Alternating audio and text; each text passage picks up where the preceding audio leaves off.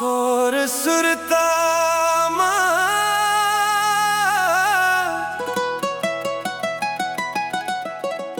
मोर मनवा बहके रे।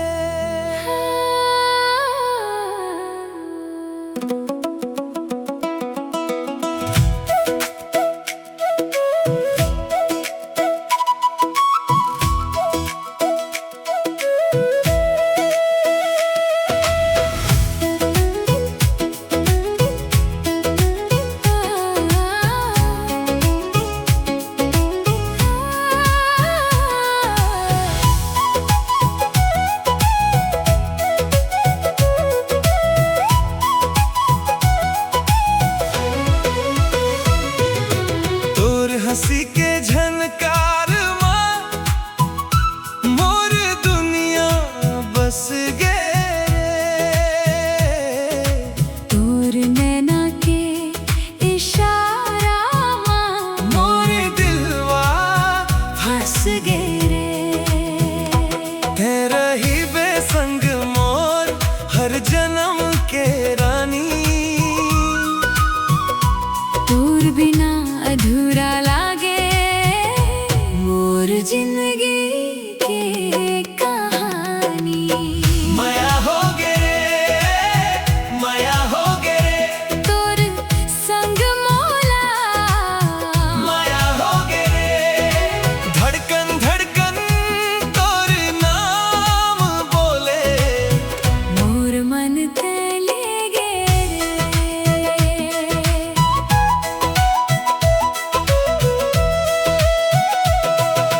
गाँव के वो गली में जब ते चल के आवस पायल के रुन झुनले मोर मन ला चुरावस। महुआ के खुशबू जैसन तोर बोली मीठ लागे। तोर एक झलक पावते दिन भर मन मुस्काए। ते जब मोला देख थस नैन झुका ले थो मैं मन के बात ला छुप के तोर संग कही थो मैं। तोर हाथ में हाथ रख के दूर तलक चलना है। सुख दुख के हर रास्ता मां संग संग रहना है। तोर हंसी के झनकार मां मोर दुनिया बस गे रे। तोर नैना के इशारा मां मोर दिलवा फंस गे रे। रही बेसंग मोर हर जन्म के रानी। तोर बिना अधूरा लागे मोर जिंदगी के कहानी।